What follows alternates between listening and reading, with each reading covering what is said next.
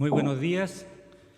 Saludo a las señoras ministras y señores ministros de la Corte Suprema y a los postulantes que participan en esta sesión a través de videoconferencia o presencialmente.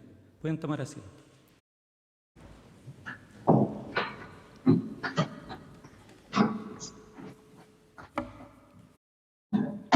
Señoras y señores, según lo dispuesto en el artículo 521 del Código Orgánico de Tribunales y conforme lo establece el Acuerdo de Pleno de fecha 14 de abril del año 2020, esta audiencia pública en que la Corte Suprema se encuentra reunida en pleno tiene por objeto otorgar el título de abogada o abogado una vez que ustedes postulantes presten el juramento de rigor para desempeñar con lealtad y probidad la profesión. A continuación, el señor secretario del Tribunal procederá a tomar el juramento, que será recibido por las señoras y señores ministros de la Corte Suprema. Les invito a todos a ponerse de pie.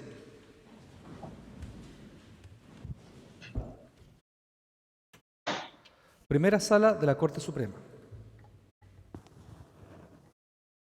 José Benjamín Reyes Cabezas, Joaquín Antonio Saavedra Toro, Juan Alejandro Solís Soto, Alejandro Hernán Tapia Salinas, Pablo Simón Ulloa Samuel, Valentina Constanza Ursúa Aravena, Pelayo Andrés Vergara Puelma, Diego Jorge Vidal Navarro, Felipe Esteban Villablanca Guzmán, Antonio Villarino Fresno. Licenciada y licenciados, ¿juráis desempeñar leal y honradamente la profesión de abogada o abogado? Sí, juro. Tercera Sala de la Corte Suprema.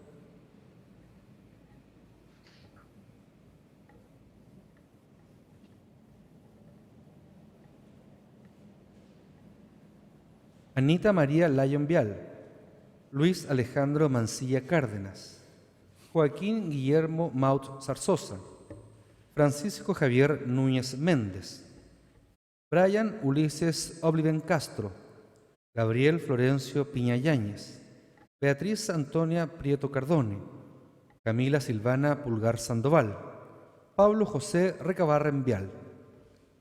Licenciadas y licenciados, ¿juráis desempeñar leal y honradamente la profesión de abogada o abogado?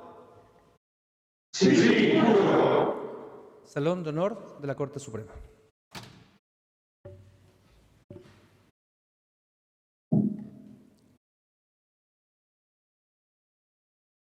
Javiera Andrea Aldana Sánchez, José Pablo Araño Urrutia, Constanza Taía Bascuñán Vergara, Tomás Javier Cáceres Díaz, Tomás Canales Delano, Gabriel Ulof Carbacho Lindquist, Isabel Margarita Sillero Torres Barile, Nicola Alejandra Díaz García, Jaime Echeverría Celis, Rafaela Scafi Arrelán, Paola Camila Steinmeyer, Patricio Andrés Gaiguillos López, Ignacio Agustín Figueroa Egas, Raimundo José Galvez Pacheco, Catalina Andrea Germán, Valentina Almendra Hernández González, Trinidad Larrebú Donoso, Jorge Ignacio Lazo Valenzuela, Sacha Ivette Le Rodríguez, Daniela Vanessa Leiva Cabrera, Catherine Liliana Leiva Salinas, Magali Pía Leiva Sandoval,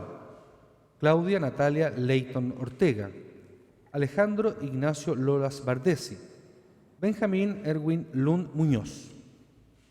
Licenciadas y licenciados, ¿juráis desempeñar leal y honradamente la profesión de abogada o abogado? Sí, juro. Señor presidente, señorías, las licenciadas y los licenciados han prestado juramento. Gracias, señor secretario. Licenciadas y licenciados, en virtud del juramento que han prestado y por cumplir los requisitos que señala la ley, de conformidad con lo dispuesto en el artículo 522 del Código Orgánico de Tribunales, en nombre y representación de la Corte Suprema de Justicia, los declaro legalmente investidos con el título de abogadas o abogados. La Corte Suprema les felicita y desea buen éxito profesional. Aplaudamos vuestro logro.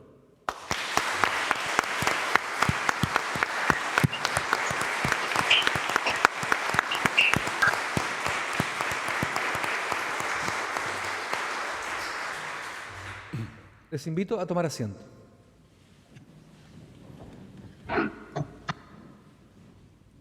A continuación, el señor presidente de la Corte Suprema de Justicia, don Guillermo Silva Gundelach, se dirigirá a la audiencia.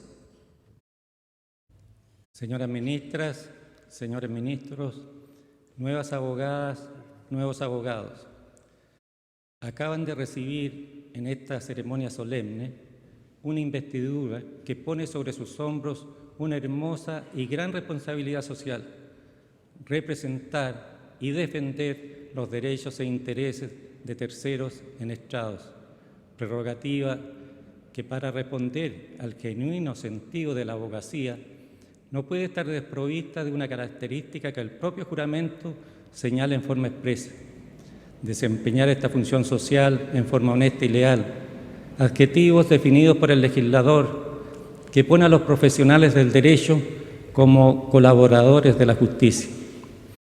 En ese contexto, resulta muy oportuno recordar que mañana sábado se cumple un año del nacimiento de un pensador muy trascendente en nuestra historia, que ha tenido amplia influencia en la filosofía y también en el razonamiento jurídico.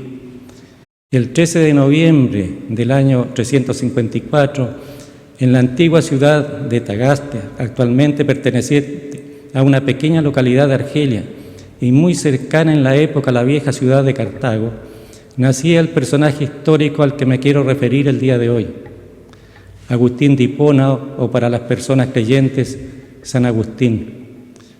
Fuera de su valor religioso, al menos en el canon de la Iglesia Católica, la obra de San Agustín destaca por una tremenda profundidad filosófica y una impresionante maestría de estilo. Sin ir más lejos, no son pocas las voces que afirman que sus Confesiones, además de ser una obra maestra en el ámbito de la teología, inauguraron a la autobiografía como género literario en Occidente. Pero su importancia entre nosotros excede con mucho los ámbitos filosóficos, teológicos y literarios. En efecto, su obra trata de un modo reiterado sobre términos y conceptos jurídicos, de manera que han resultado de una influencia radical para los siglos posteriores.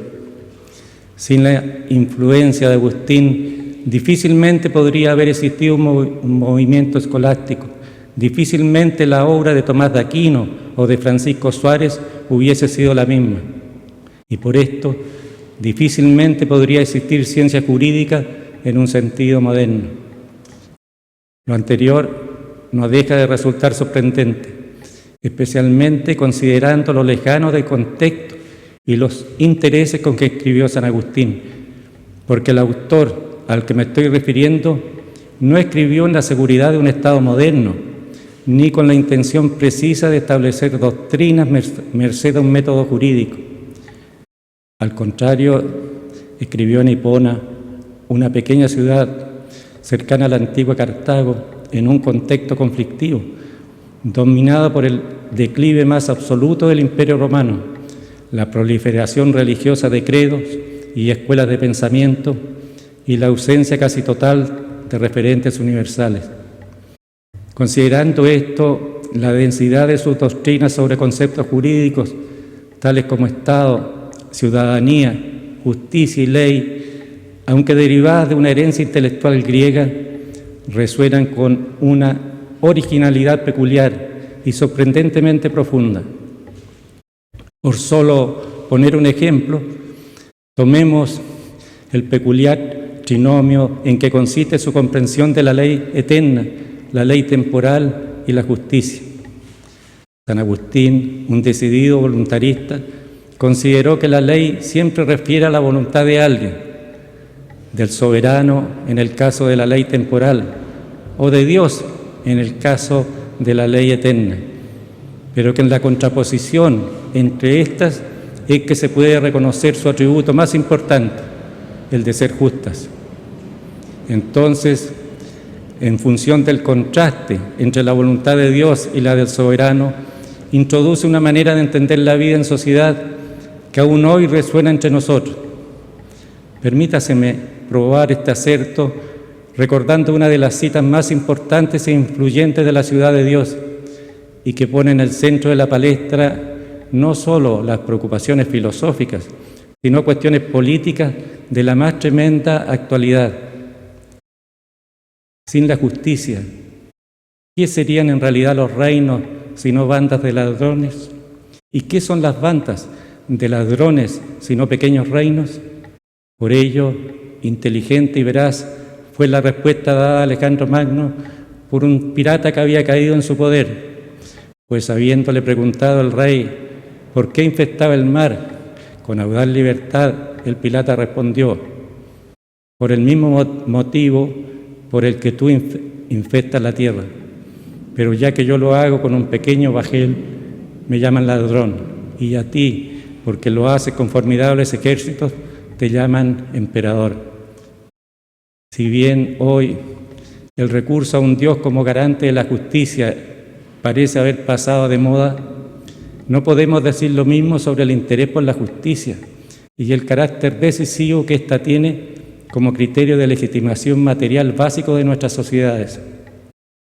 Así, aunque en nuestro mundo post-metafísico la idea de justicia ya no parece derivarse de la idea de divinidad, esta sigue presente en su aspecto de universalidad, contenida, por ejemplo, en el discurso de los derechos humanos, discurso que hoy por hoy es el principal método con que contamos para distinguir aquellos estados que merecen ser tratados como tales y aquellos que no lo merecen.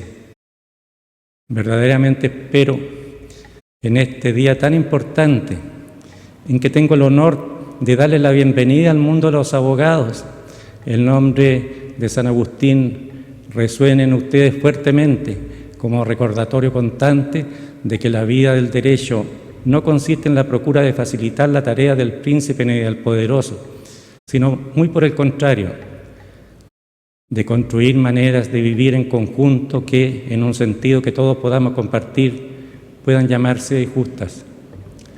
Los felicito por el logro que han obtenido, haciendo extensivas esas felicitaciones a sus familiares, seres queridos y todas aquellas personas que de diferentes modos contribuyeron en su vida para cumplir este momento.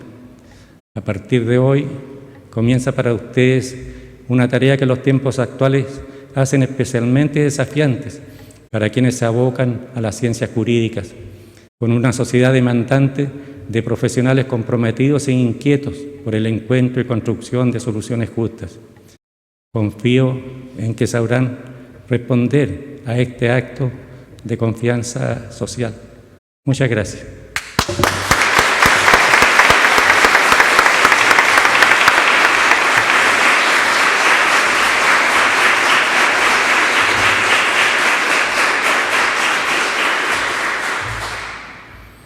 Habiéndose cumplido con el objetivo de esta audiencia, se le pone término desde esta Corte Suprema. Muy buenos días.